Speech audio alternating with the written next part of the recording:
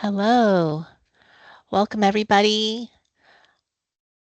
Thanks for joining us today. Just a quick note before we dive in, this presentation is being recorded and will be posted on the Community Challenge Grants website for your reference. I'm Robin Takayama, and I manage the Community Challenge Grants, or CCG program. Behind the scenes, helping us with today's tech is Stephanie Romero from the Government Operations team, also with the City Administrator's Office. CCG provides city funding for community-led neighborhood improvements. We recognize our community's interdependence and collective strength and fund neighborhood beautification projects that foster resilience, safety, and belonging in San Francisco. This program mission came out of what we've experienced together in recent years, surviving a pandemic, ongoing climate challenges, and rising division. Through it all, our community showed up for each other with creativity, partnership, and mutual aid. This program is built to support and build on that strength. When I was creating this year's RFP, one thing I heard loud and clear was that people want city departments to work better together. And that's something we've taken to heart. You'll see that intention woven throughout the program, including this workshop.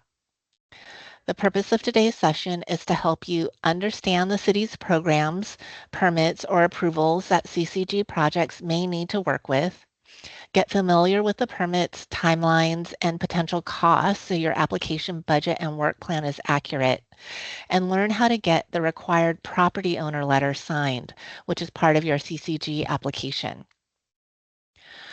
It's worth noting that permitting is rapidly evolving. The mayor's office is working on improving permitting processes. So while this workshop offers a helpful overview, you'll want to visit the relevant department websites for the most up-to-date information. This is part 2 of our permits and approvals workshop. You'll hear from Rec and Park, Port, folks overseeing shared spaces and signage, the PUC, and SF Unified.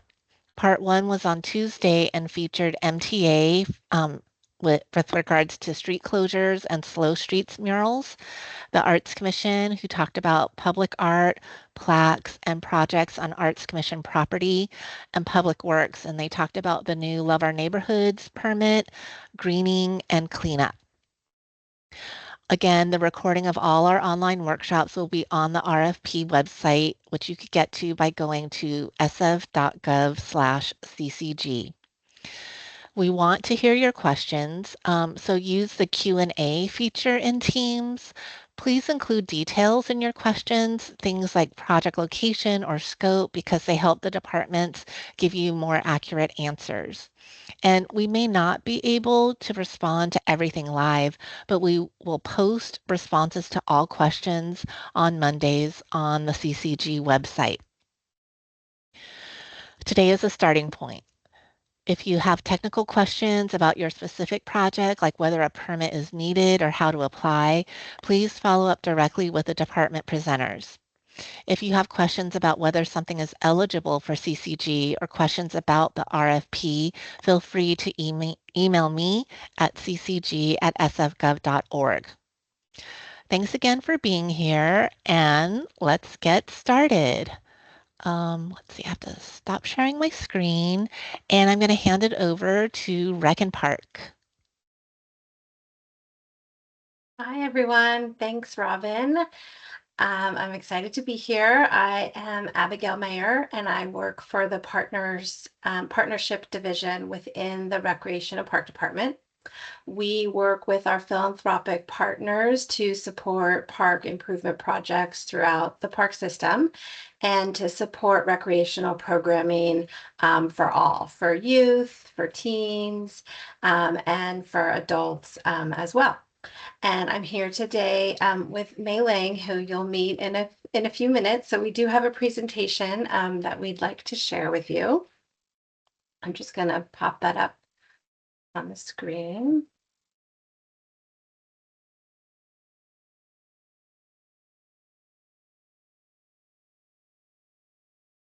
All right, so as I mentioned, we are here representing the Recreation and Park Department. This is a beautiful photo of Francisco Park. This slide is our mission statement. Our mission is to foster the well-being of San Francisco's diverse community by maintaining beautiful parks, preserving the environment, and providing enriching activities for all. So we definitely encourage everyone to get out and play, visit parks, sign up for a recreational programming. There's something for everyone. So definitely check that out. All of our information is on our website at sfrecpark.org. This is just another kind of snapshot of who we are and just the amount of parks and open spaces that we administer and manage. The next three slides highlight our key priorities, and they're also broad examples of the types of projects we work on. We welcome community members to volunteer in our parks, either by joining a reoccurring workday that might already be on our volunteer calendar, or you are always welcome to reach out and request new ideas to volunteer, or maybe you have a certain project in mind or a certain site. So we're always open to hear those types of ideas. But really, this is one of our key goals, is to care for our parks and open spaces.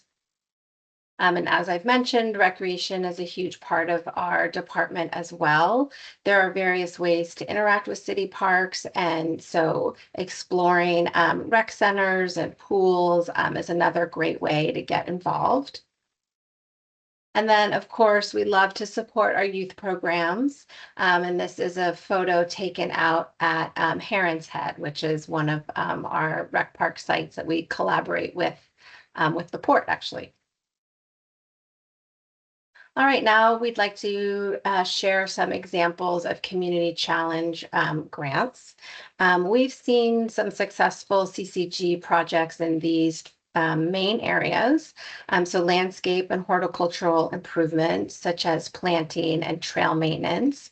For example, the Friends of Oak Woodlands, they work collaboratively with our Rec Park Golden Gate Park operations staff, and they had a successful CCG grant where they were able to secure the grant and do like a slightly bigger, more enhanced work day, or more than just one day, but like work plan throughout that section of Golden Gate Park.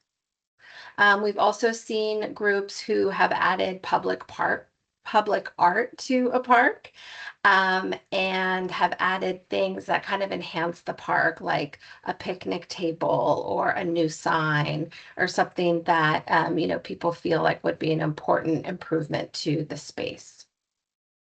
All right, I am now going to pass it over to Mei Ling. Good morning or afternoon, everybody. I'm Mei Ling Hui. I'm the Urban Agriculture Director for Rec and Park. Really happy to be here with all of you today. I'm going to talk about a couple of projects on community garden and urban agriculture spaces under the Recreation and Park Department program. This project, Minnie and Lovey Ward Community Garden, was originally built by a group of volunteers, but it lacked the critical infrastructure needed to run an active and well-managed garden.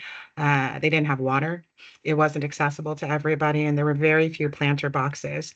The Minnie and Lovey Ward Community Advisory Council were successful in obtaining CCG grant support to build the garden as it stands now. This is what it looks like. It looks great. It's thriving, accessible to everybody. And we have more than 3 times the number of families that can participate in this space now.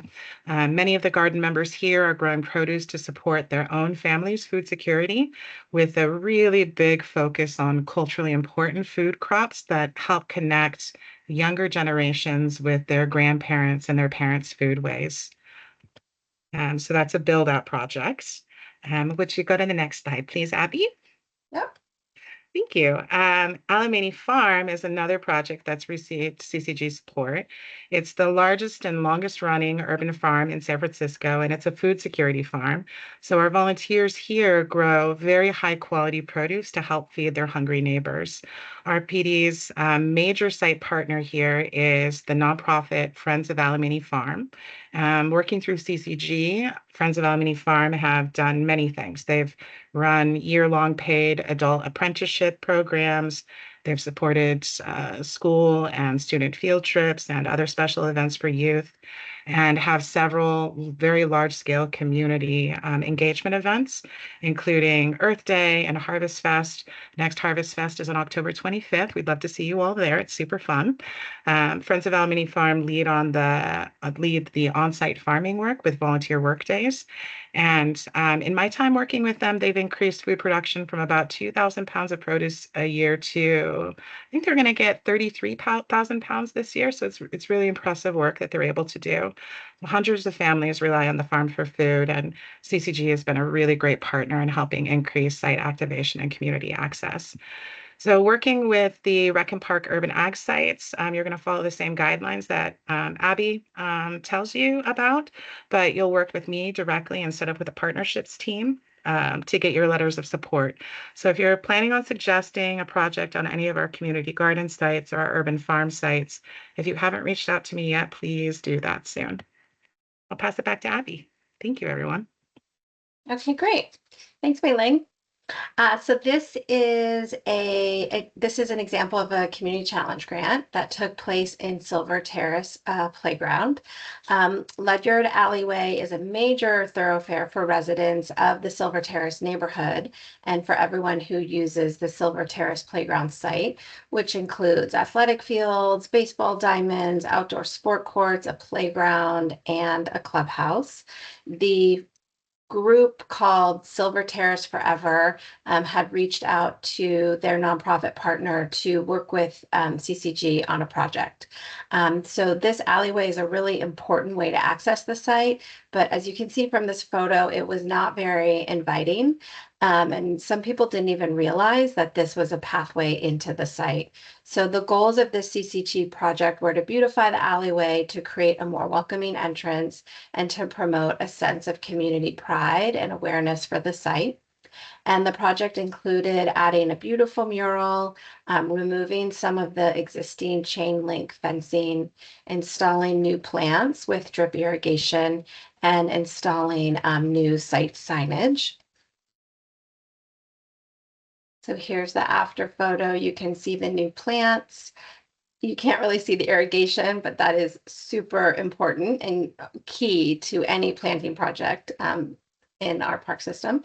And then you can see the beautiful mural, which the group hired a professional muralist to work with the community on the design. And then that muralist did allow for community input and community involvement. So that was really special. Folks in the neighborhood got to help paint that. So that really wraps up our presentation.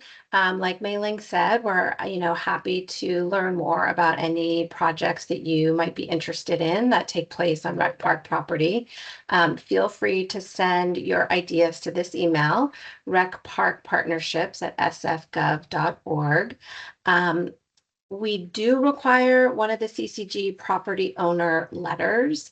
Ideally, we would like 2 to 3 weeks advance notice of your proposed projects. So in the past, what folks have done is they've sent the email with their proposed projects, and any ideas or any details that they already have, like, is super helpful, whether it's a draft budget or a draft scope or timeline or photos, like whatever somebody has. We want to be able to see that. That helps sort of evaluate the project.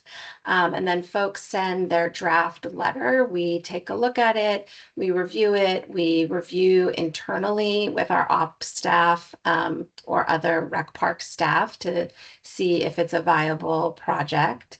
And that kind of review process usually does take maybe a week or two. So we do really like to have that advance notice.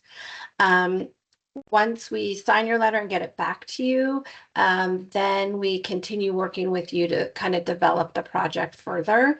And that's really when we can kind of get more into the weeds and kind of figure out, okay, what is the scope of work? What are the possible timelines or requirements? And we then sort of shop it around internally with our Rec Park colleagues who have liaisons and kind of connections to other city agencies such as city planning or the San Francisco Arts Commission. So we're excited to work with you. We hope to get some feedback, questions, any sort of information that you have. We're open to exploring. So thank you so much, and I will stop there.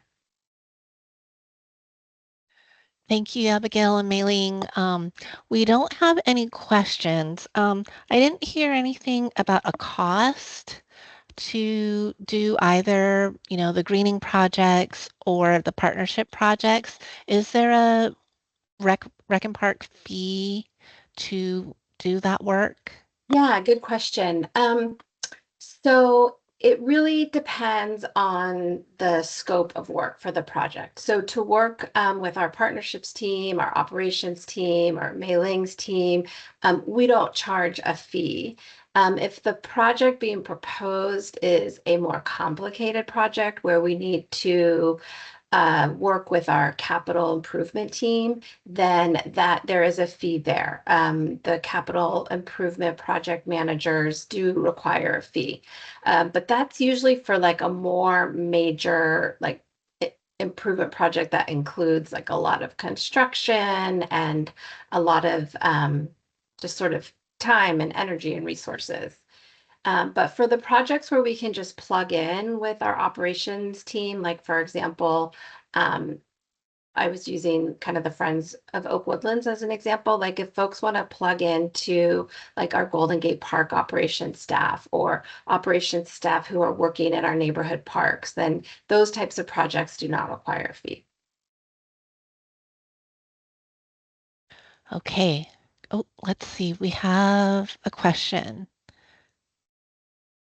I have a question regarding community gardens on DPW property, but managed by Rec and Park.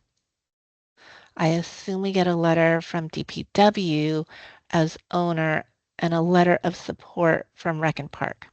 Um, Let me take that question, at least a piece of that question. So to clarify, the CCG RFP requires a property owner letter. That is not a letter of support. It's a template letter that all property owners will use the same template. So there's no advocacy going on. It's just the property owner saying, yes, I agree that this project can move forward with the RFP process. We do allow for letters of support. And so that's where you would find people that can be a city department that is going to like talk about, the importance of the project or the skill set that, the key staff are bringing to the project and the faith that they have in making the project come to life. So in the case of who signs the property owner letter, it's going to be the city department, if it is a city department, if it is public space that has jurisdiction over the property. And if you have more questions about that, you can email me directly with the property site, and I'll determine through working with my city colleagues which department that would be. Okay. Another question: Can Mailing? Did you want to say anything about that? Sure. Yeah. In the past, when we've had organizations apply for grants that are on sites that Rec and Park manages for public works under our community gardens program, we have provided the letter of support, and then my team works with public works to help you get the property owner support letter.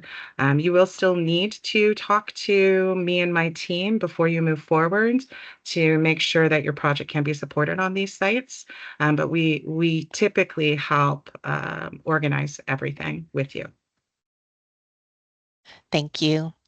Okay, can a project encompass both infrastructure improvements and programming, such as funding for workshops? I don't think that this is like a question for Rec and Park. And so I'm going to capture that question and answer it later. Well, I could answer it now. Can a project encompass both infrastructure improvements and programming? The answer is yes. Um, if you have looked at the RFP, which it sounds like you have, there's a infrastructure program you can apply to and a activation program you can apply to. And we recognize that some projects have an element of both. And so you would apply under the program where more than 50% of the budget would be allocated. And I think an example is the Ledyard Alley, where they ended up, in order to get feedback on what the mural should encompass, they were holding, do you remember what that art form is Oh, called? They were yes, actually, that I'm so Tai happy Chi you brought that up. workshops. Yes, Tai Chi. That was, yeah, that's right. That wasn't what they had originally had in their proposal, but that I believe, but they added that in, and it turned out to be such a fantastic program. It was Tai Chi on the sport courts in Silver Terrace Playground. So they worked with Rec Park, primarily with our operations staff and our permitting staff to determine a good time to have the Tai Chi program out on those courts. And so the way that that fit in, that activation of having the Tai Chi is it drew people who then could be asked, what do you think should be on the mural? Rather than just kind of going up to random people in the park. Okay. Any other questions for our rec park staff before they leave? Is a partnership with a National Park Service eligible for a CCG grant? So that is also not a question for you all, right? Correct. That's federal land. And yes, so Rec Park, we oversee the parks and open spaces in like the city and county of San Francisco. That is under city jurisdiction, not federal jurisdiction. So in terms of the location eligibility, it needs to be in San Francisco. And so if the jurisdiction is under the National Park Service, then they would be the property owner and you would need to get a letter from someone from the National Park Service. Yeah. Okay. If I don't see any more questions, then we're going to move on to a presentation from the port. Okay, great. Thanks, Robin. Thank you, everybody. All right. Hello, everyone. My name is Ali Pataccio, and I am the Special Events Manager at the Port of San Francisco. I have a counterpart that is not here today. Her name is Kathy Hickey, and she's in charge of parks and open spaces for the port. So today I am going to mainly speak on special events and special event programs at the park, or at the port. And let me get started. Okay.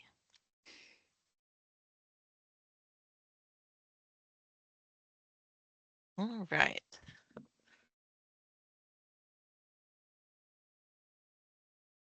So, to give you an idea of the types of special events that we hold at the port, we have a lot of foot races, marathons,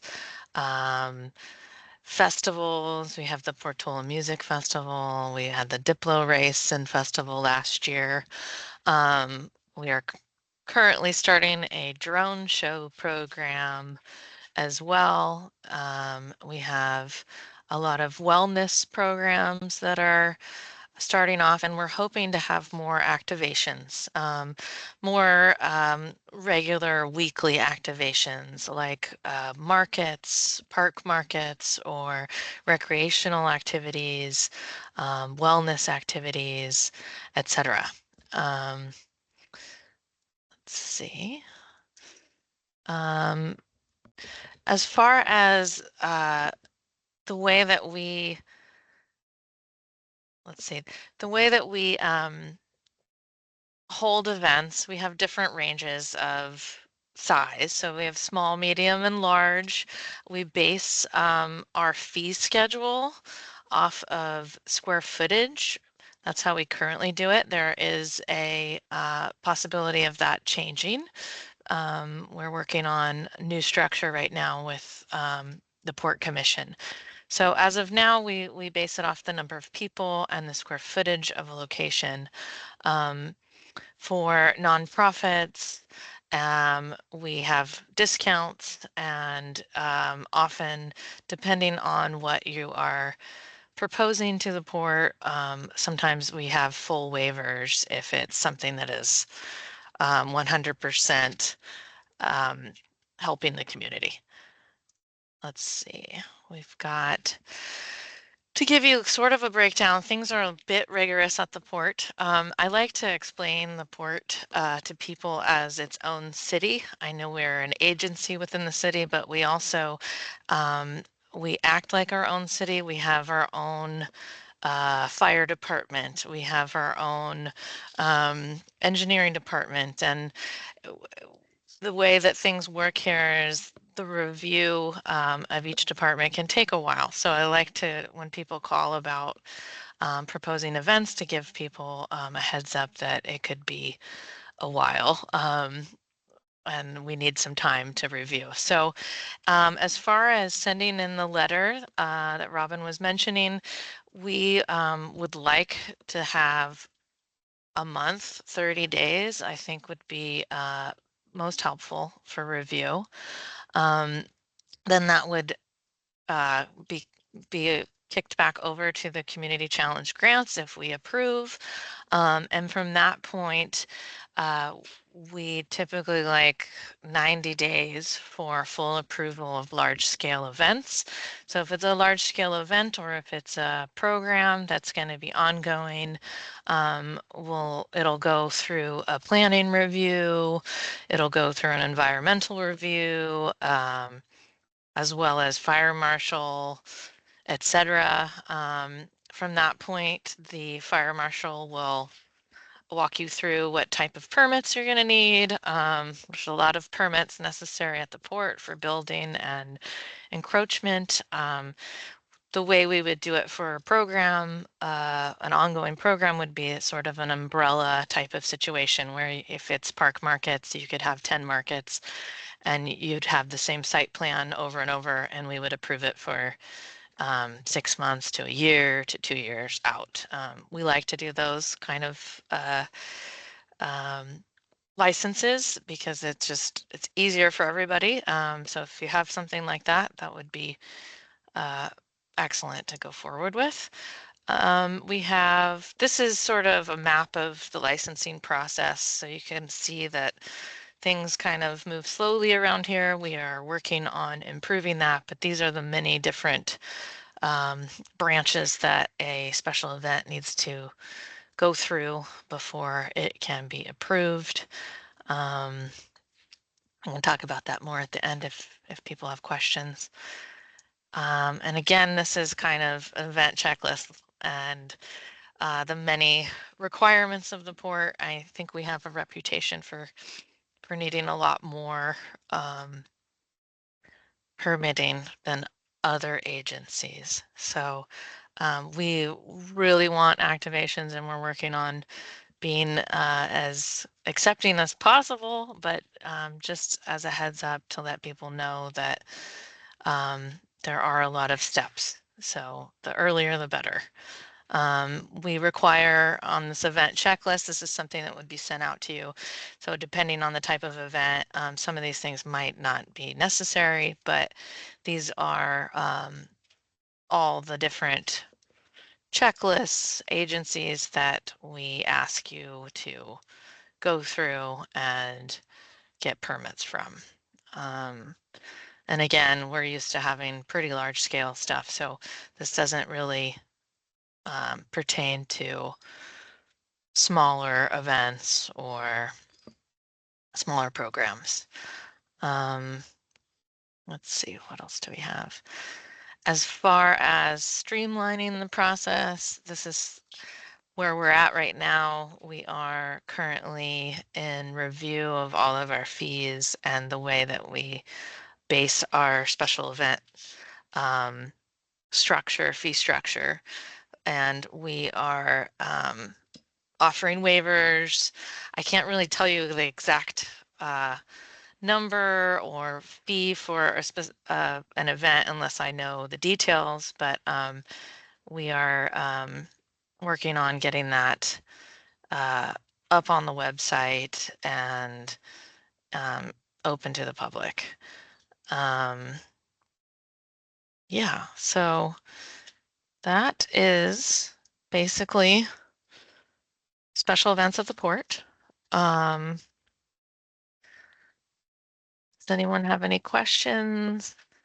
I just wanted to lift up a couple things. So, Yeah. I did mention in my introduction that permitting is evolving. Mhm. And I wanted to make sure people understood that CCG funds can cover permits. And so, in order for you to submit an accurate budget, you are going to want to reach out to the port to have an understanding of, if a permit fee would be waived, if you're going to do multiple events, just like to get a better sense of how much that permit may cost. And then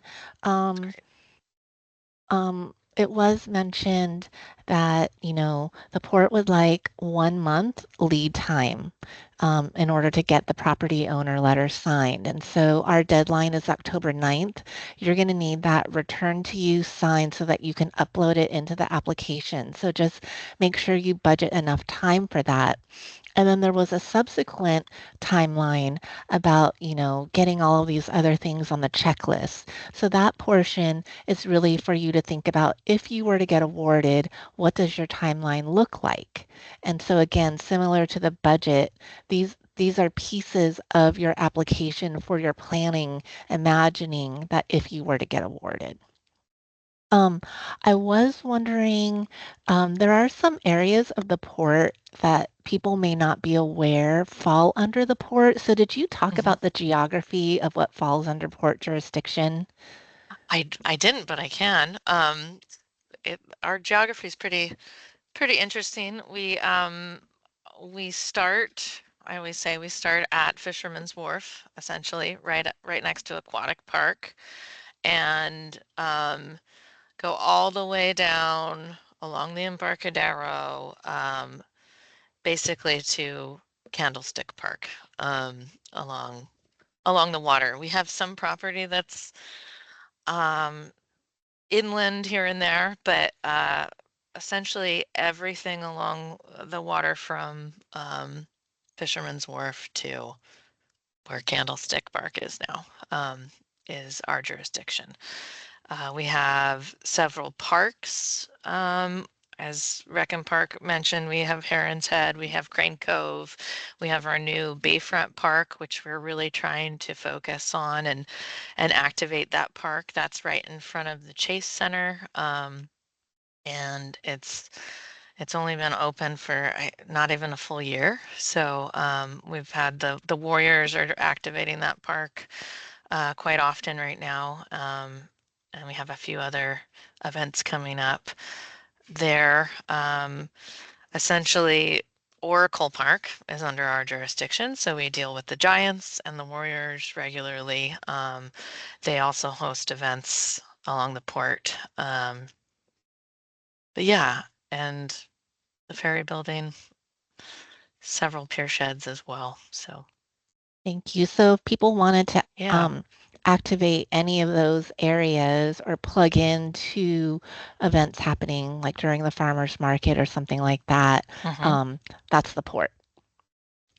Okay, I have a couple questions that have to do with CCG specifically, so I'm going to hold those to the end so that we can, especially because we're recording, we can stay focused on the topic of the city permits and city permits and approvals, and we'll get to the CCG specific questions at the end. So let me bring up this again. Things are evolving. So the next two presenters originally would have fallen under the Planning Commission, but it's changed. So we're going to hear first from Travis Kwong, who's with San Francisco Public Works, to talk about the shared spaces permit. So let me share my screen.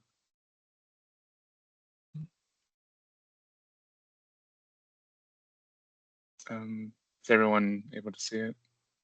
Yep. Okay. Hello, my name is Travis Kwong. I am a permit specialist on the commercial permits team at Public Works. I'm here to do a brief overview of the shared spaces program that includes tables and chairs, display merchandise, and parklets. So the agenda for this presentation will begin with who can apply for shared spaces and where are shared spaces. After that would be application requirements or parklets, and then accessibility and frequent violations, and application requirements or sidewalk, and then if there's any questions at the end.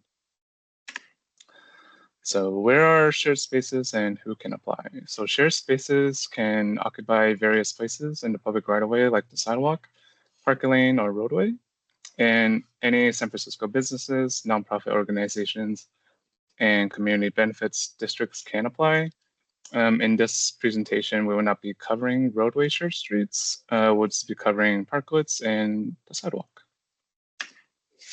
We do have a shared spaces manual online. The link is sf.gov/shared spaces manual, and we will be updating it by the end of the year, or a new version at the end of the year. Parklets. So businesses may apply for a maximum of 2 metered parking spaces. For parallel parking, it is 40 linear feet along the curb. And for angled or perpendicular parking, it is 20 linear feet along the curb. In your application, you will need to provide a site plan. It can be computer generated or hand drawn, and it does not need to be drawn by an architect or designer. The site plan must include a north arrow, street names and crosswalks, color curbs, marked parking spaces, total length and width of proposed shared space. They must have a 3-foot setback on both sides and a 3-foot emergency access gap if your parklet is longer than 20 feet. The business footprint should include the name and address and the business frontage. If there are neighboring businesses, you will need to label the name and address if they are there. And you must also include the total sidewalk width and any surface obstructions like tree wells, bike racks, parking meters, or light poles. And if there are any utilities in a parking lane, you must dimension the clearance from them. And this is our sample site plan template. That's how it looks like. You will also need to submit additional documents. So you will need to include your business account number, gross receipts from the last reported tax year, certificate of insurance, pictures of your space, and a signed neighbor consent form, if applicable. If your parklet extends into a neighboring frontage, you will need to fill out a neighboring consent form. For sidewalk use, you must get your neighbor's permission to use any other sidewalk in front of them. For parking lane use, you must get your neighbor's permission if more than half of the marked parking space is not in front of your storefront. You must also get the permission if any of the unmarked parking space is not in front of your storefront. And this is how the consent form looks like. And you will upload this in the online application. So the final step before receiving a permit and signs is the final inspection request form. At the bottom of the request form, there are 11 checkboxes that you need to make sure it has the following. Some of the items include your address is displayed on the street facing side. There's reflective tape along the street facing corners, and a 6-inch by 6-inch gutter is installed along the curb. Once you think you have completed the required modifications or completed construction, you will need to upload the photos in the shared spaces inspection request form. We will then assess the photos and see if you are ready for your final inspection. We may request you to add or modify things before we issue your inspection. Once an inspection is completed, we will either issue the permit or provide you with corrections that need to be made before you can qualify for a permit. And this is the current fee schedule for all three parklet types. Businesses with less than or equal to $2.5 million in SF gross receipts can get a 50% fee waiver. Accessibility and frequent violations. So all people must be able to pass safely and comfortably through streets and sidewalks. Businesses must maintain a minimum 6-foot wide continuous path for pedestrians on the sidewalk, clear tables, chairs, and other fixtures. They will also need to place diverters at the end of each shared space to guide pedestrians away from the occupied area of the sidewalk. Businesses cannot put tables, chairs, or merchandise on the curbside or under any fire escapes. So the picture on the left is an example of a sidewalk that does not have a 6-foot wide path of travel. And then the two photos on the bottom right, starting from the left, there are tables and chairs on the sidewalk, but then there's no diverters. And then the photo to the right of it has tables and chairs, but it is blocking the fire escape above. Application requirements for the sidewalk. So starting on August 18th, businesses will no longer need to submit a detailed application, site plan, or insurance documentation. Instead, businesses will complete a short registration form with San Francisco Public Works free of charge. You still cannot place tables, chairs, or merchandise on the sidewalk until your registration is complete. As part of the registration, you'll confirm that you understand and will follow guidelines that ensure accessibility and public safety. The registration process for current permit holders will be handled by DPW staff.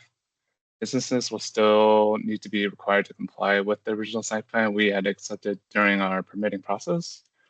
You can send an email to sharedspaces@sfgov.org if you'd like to be added to the mailing list for more information. So before submitting a form, you will need to review the design guidelines to understand the rules. Measure your sidewalk to see how much usable space you have. You must leave at least 6-foot clearance for people walking.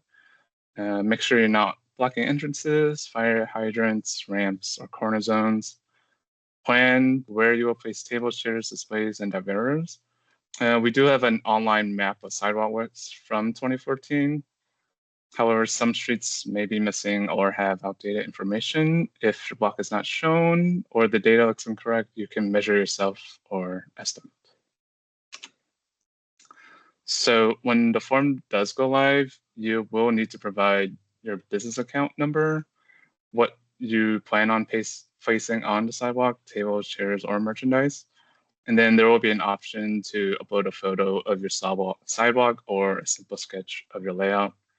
The form will also include a short checklist to help you avoid common safety issues. And then after you submit the form, you will receive an email letting you know whether you are automatically registered or if the application needs further review. If your email says you are automatically registered, you may begin setting up your furniture or merchandise display right away. You just need to make sure your setup matches what you described in your form. If your application needs review, someone from Public Works will contact you to talk about your layout before you set up. And that concludes my presentation. Are there any questions? Wow, that's great. So breaking news, some of that is not going live until the August 18th. So you heard it here first. I did see a hand up, so please use the Q&A feature. Travis, I had a question. You showed the fee structure for shared spaces. And so is that a one-time charge or is that an annual charge? It's an annual charge. Okay. Could you hold on in case we get a question in the chat? Oh, yeah, no worries. Or not in the chat. Chat is disabled in the Q&A. And then I am going to go back just as I'm pausing to see if that question comes in. There's a question that says guidance on which tier, and it's linked to the Love Our Neighborhoods tier for a community garden on an existing Park. And I just want to note that Love Our Neighborhoods presented last week, and Love Our Neighborhoods only applies to property that is under the jurisdiction of Public Works. The Love Our Neighborhoods analyst will make the decision of what tier that would be, and it would depend on a lot more details than we have in the question right now.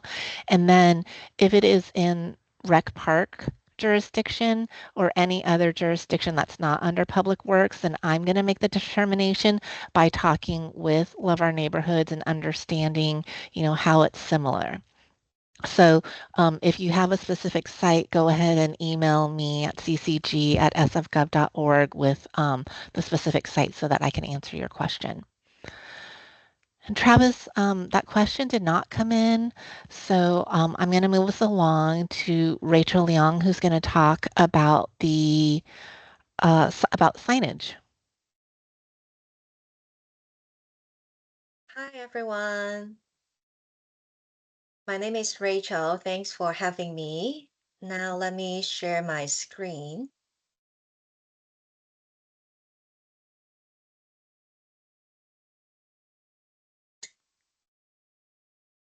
Hey. So today I'm going to talk about the permitting for sign and awning. So I'm with Office of Small Business. I am the permit specialist. My role is to help small business owner to understand the permitting process.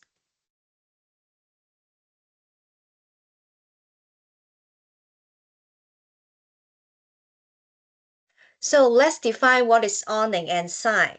So awning is a structure with a frame, and usually there will be a canvas cover on top. And a sign, it can be so many different type. For example, a wooden sign or projecting sign or some illuminating sign. So most of the awning and sign, you will need to file a building permit or sign permit to install it. And make sure when you have a sign, you want to keep at least 70% Oops, of the let's storefront. hold on a second. Someone stole the sharing from you, so go ahead and Oh, put yours back up, Rachel. okay, sure.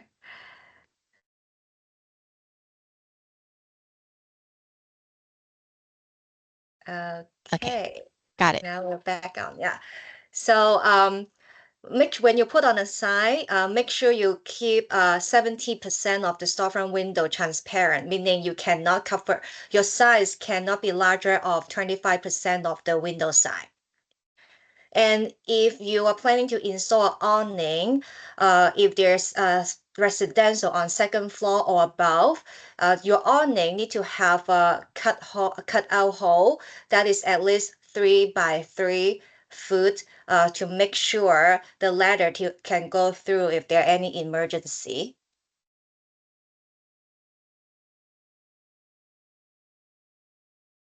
As I mentioned earlier, install awning or sign, you will need to have permits. When a permit is not required, there are three scenarios. One is if you are installing any window sign or interior hanging sign that is visible through the window, including the plug-in illuminated sign. And second is if you apply the sign directly to the window, to the door, or the building facade. For example, a painted sign or any just vinyl or tape, then you don't need a permit. And the third is some temporary sales or lease signs. And how much is the cost?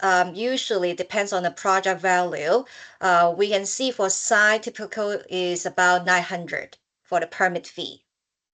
And I also want to mention, I know this is for the grants, but if any business owner, they are the first year business owner, we have a first year free program that can waive the permit fee. And how to apply for building permit or site permits, you can submit a physical copy with a site plan to the permit center in person or virtual or electronically.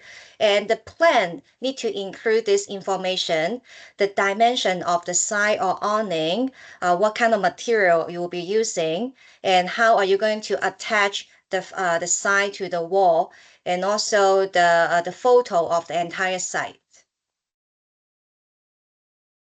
So if you have any question, you're always welcome to email me.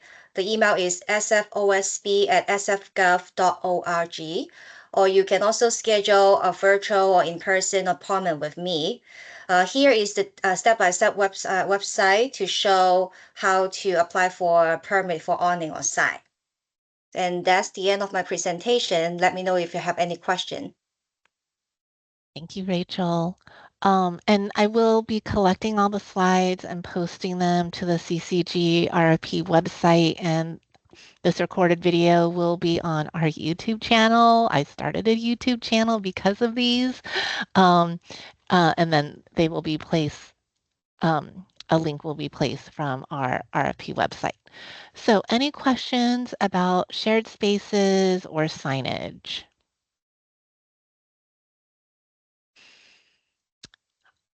Okay, got a question. Is there a link to the previous workshop? It will be posted. It is on our YouTube page right now, but I'm waiting to talk to our website folks about how I should best connect our YouTube to our website. Okay, so we're now going to hear from the PUC, and similar to the port, people may not be aware of property that the PUC oversees, and so that's something that Marisol is going to share with us.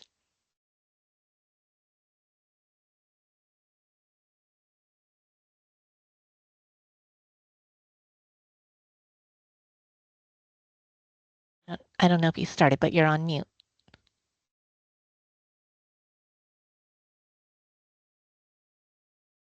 There we go. Hi, There we everyone. go. Hi, everyone. Sorry for the sneak peek earlier.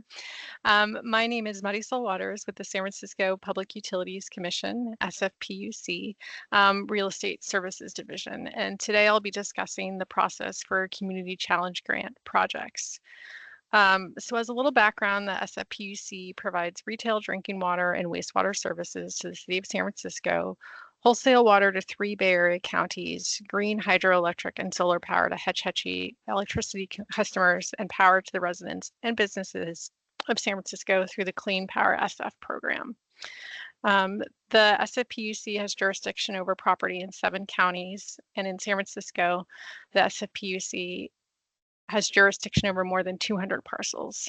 And that includes properties that are used by other city departments.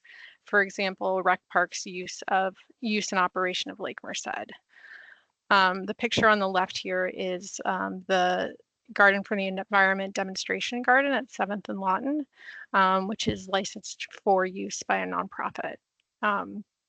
So the priority uses of the SFPUC land are protecting the watershed and maintaining and operating utility infrastructure for the SFPUC's water, power, and wastewater enterprises. And to be a little more specific, the SFPUC disallows any use that interferes with, endangers, or damages existing or future SFPUC operations, security, or facilities, includes the installation of structures, trees, or any installation that cannot be removed promptly to allow SFPUC construction, maintenance, or emergency repair of its facilities, increases the SFPUC's potential liability or diminishes the security of the SFPUC's utility infrastructure, creates a regulatory compliance issue, fulfills a third-party development requirement, such as an open space requirement, risk contamination of our land or water with hazardous materials.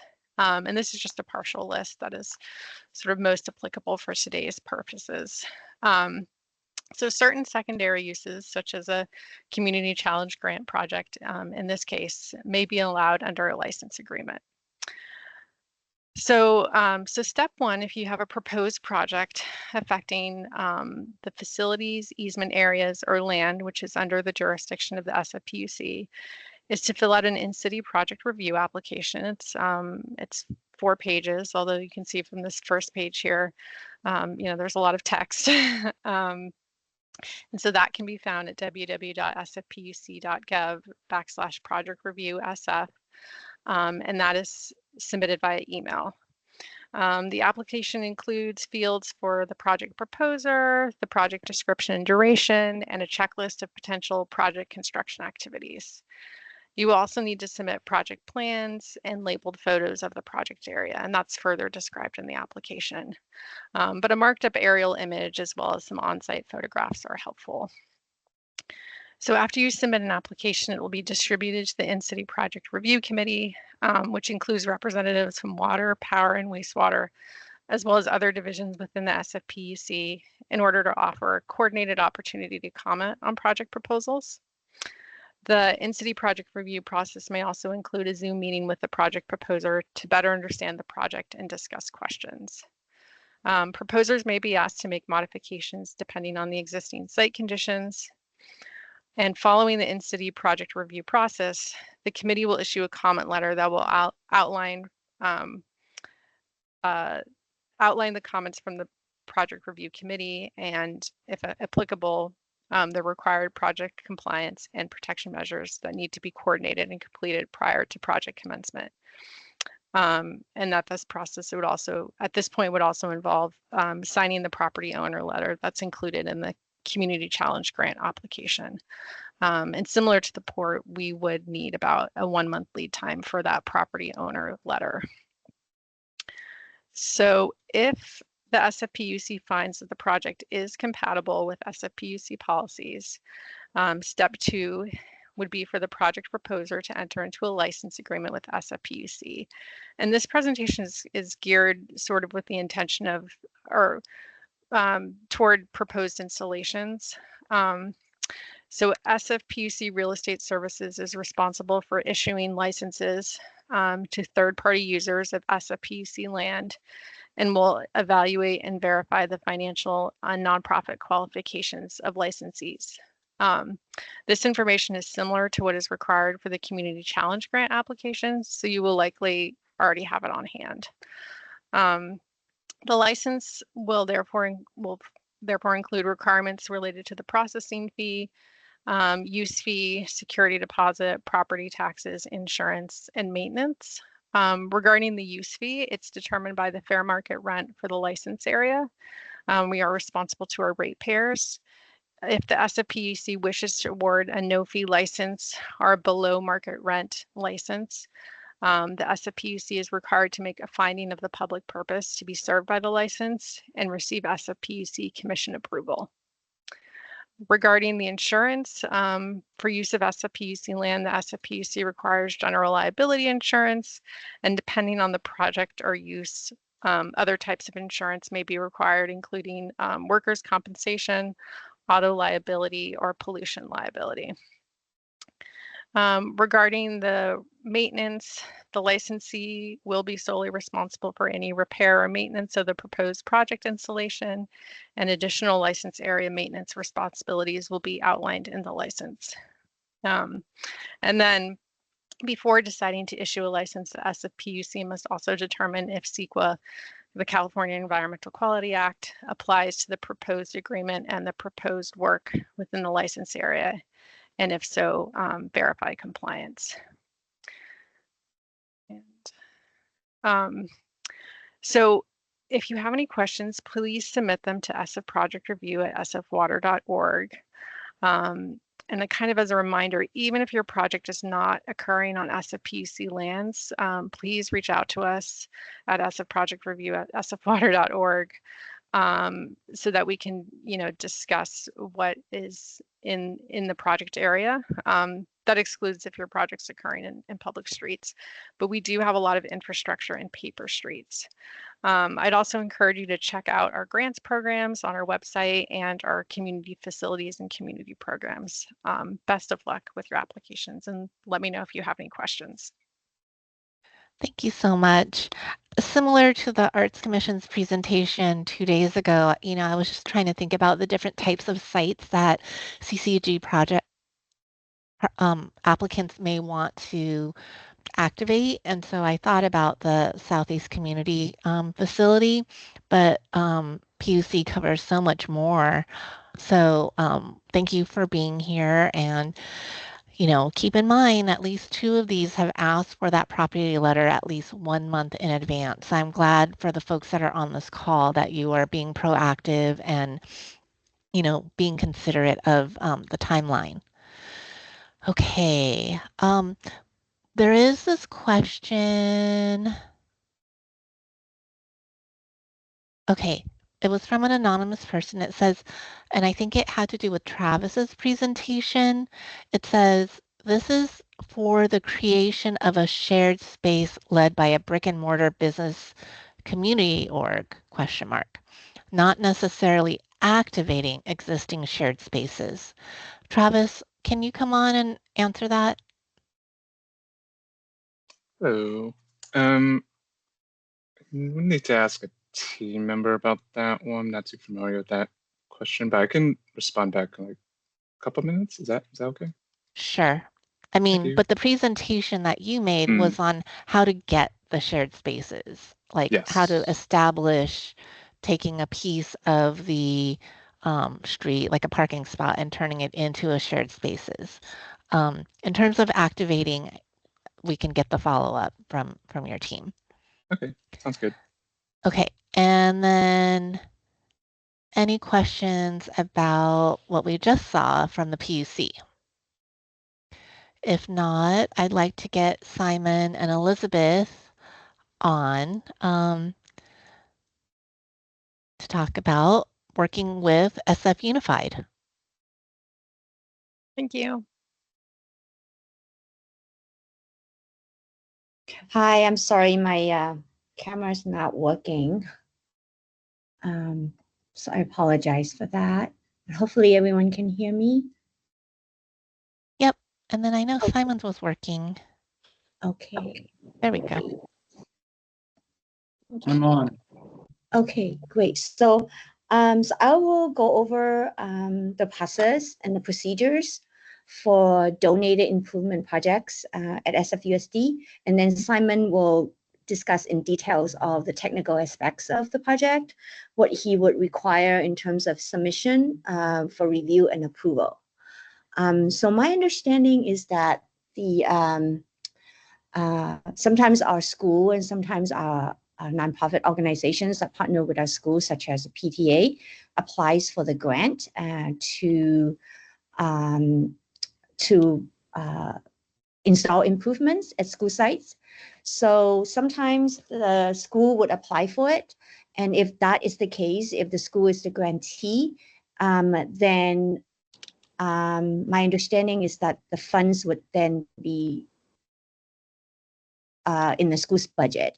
And in that case, we as an SFUSD would implement the project, and Simon's team would manage it, and we would bid it out through a regular contract process to implement the project. My understanding is that sometimes a nonprofit organization such as a PTA or maybe another partner with the school would apply for the grant, and then the funds would be sitting on their budget. In that case, we don't have a mechanism where we could transfer the money to the school, or if the school has it transferred out to an organization. So in that case, the grantee, who is an outside entity, would need to go through the donation MOU process, where they would, collaborate and work with the school and to come up with the designs. And in either case, whether we manage it or it's through the donation project, all of the proposed scope of work, drawings, and specs must be submitted to Simon Reyes for review and approval before any project can start it. And the MOU must be signed by the school district and the petitioner, which could be the grantee, or sometimes it could be a contractor that is hired by the grantee, and they would be required to provide insurance. Again, work with Simon and the school to get the project approved, and we would submit that to our board for approval. And then after that, then they can start working on the project. My understanding is that there is a grant proposal or grant application that needs to be complete. And in there is also a letter that must be provided to the school district in advance for the school district's review. And also, just a update. We used to have the shared schoolyard program, but as of July 1st, due to budgetary reasons, the school district is no longer able to continue with that project. So there may be some limitations as to the type of projects that we would be able to partner, because my understanding is that through this grant, the district would be required to provide access to the public. So Simon can discuss a little bit more about it, but we as a team internally, we discuss still other potential projects that would benefit the public, such as murals that are facing the public, mainly outside the school, and maybe sidewalk repairs or tree trimming. I don't know exterior painting would qualify, but those are the potential projects that we discuss. So with that, I'm going to pause for a little bit to see if anyone has any questions, and then I will hand it over to Simon, who will discuss more of the technical aspects of the project. Thank you. And I just wanted to interject that schools cannot apply. You need to be a 501c3 nonprofit to apply. And so that process that Elizabeth outlined about the nonprofit applying and then going through the donation process is what is most critical for you to pay attention to. Okay, got it. Thank you. Any questions? I don't see any questions coming in. So Simon, why don't you go ahead with what you need in order to sign off on the property owner letter and again, the lead time, and we'll see if any questions come in based on what Elizabeth had shared. Okay, thank you. The San Francisco Unified School District, just want to make sure, is a public school district within the city and county of San Francisco. And under the management of the San Francisco Board of Education, the district serves approximately around 50,000 students across at least 120 school sites. Any physical improvement to buildings or outdoor areas need to be compliant with the district design standards and to be approved in advance by the district architect and or the Division of the State Architects, or DSA. DSA is a state agency that oversees construction of public schools and state government facilities. DSA reviews construction projects to ensure compliance with the California building codes in terms of structural safety, fire life safety, and ADA accessibility standards. Within the SFUSD, we have a department that deals with maintenance and modernization of school facilities. This is the Facilities Design and Construction Department, and that is where I step in. So if a CCG application is submitted to the SFUSD Facilities Office, we will first require the applicant to secure a letter from the school principal to approve, support, or endorse the project.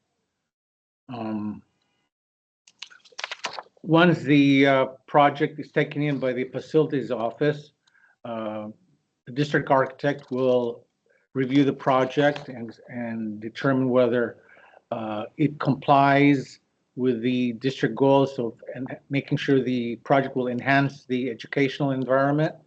It will comply with the district design standards.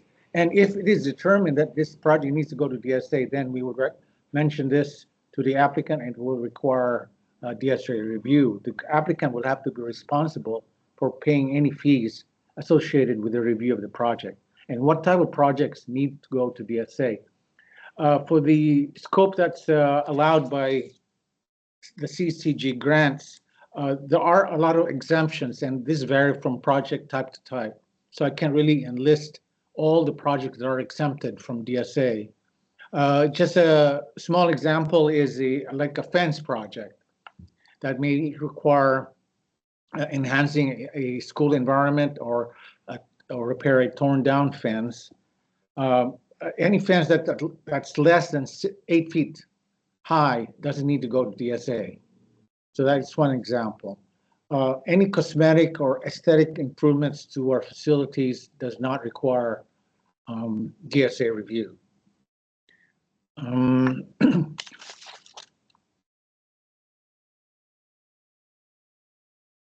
I think Elizabeth already has indicated the process of once the grant is approved, the applicant will have to seek a permit from the real estate office to allow the contractor or a group of volunteers to implement the project within the school campus or school building facility. I think that's all we have to describe of what our district can do in being part of this CCG process. Okay, thank you. I did have a follow-up. So that DSA review, which may require a permit, is required even before you would sign the property owner letter that allows the applicant to apply for CCG. Yes, that has to be, the project has to get approved by DSA first before the CCG grant is approved. Okay, so that's something that people who are applying to do work on a school site should be aware of, that CCG will not cover expenses that are outside of the grant term, and the grant term only starts once you've been awarded and you sign the contract. So that permit that is required before you apply in order to get the property owner letter will not be reimbursable. And then secondly, you talked about a permit needed to be on the campus. That would be after awarded and when the project gets started, however, correct? That is correct. Okay, and so that's a different permit. That's a different permit. Okay, and what's that price range? Elizabeth, I will be able to answer that. As a facilities use permit, and if it's a nonprofit community event, we have a tier structure. They will receive a 10% discount on facilities fees and pay for the staffing fee. We are also going to be evaluating a fee structure, and we'll be working with a consultant that we recently hired to update our fees. So the fees may change a little bit, but usually it would just be 90% of the facilities fees plus our staffing fee.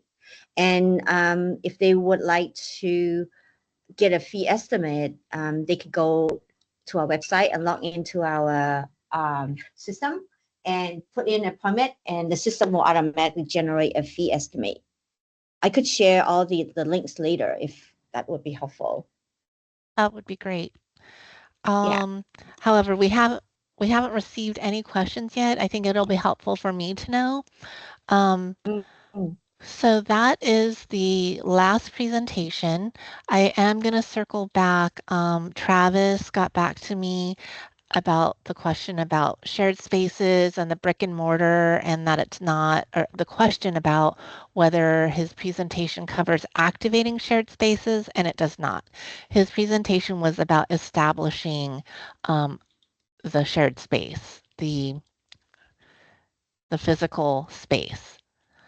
Are there any other questions? If not, this recording is going to be posted. I am going to take all of the questions and refine them in our public posting, which is going to be on our website, sf.gov/ccg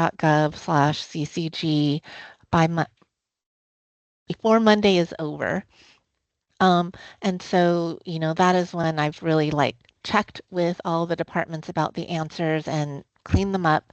So please check our website. I would say it'd be good to check our website weekly on Tuesdays so that you can see all the questions that have come in and all of the responses so that you can be most aware of the CCG RFP. And there are a couple questions, for example, how do we identify multiple sites in the CCG proposal application? I've demonstrated that at our information session, so I would encourage you to come to one of those. Where can we find the recording for part 1 specifically? It's going to be on our website that I mentioned. And if we don't have any more questions, then we can stop the recording. Thank you so much for your interest. And again, if you have more questions, you can email the department specifically. And if it's about CCG, you can write to me at ccg@sfgov.org. Thank you.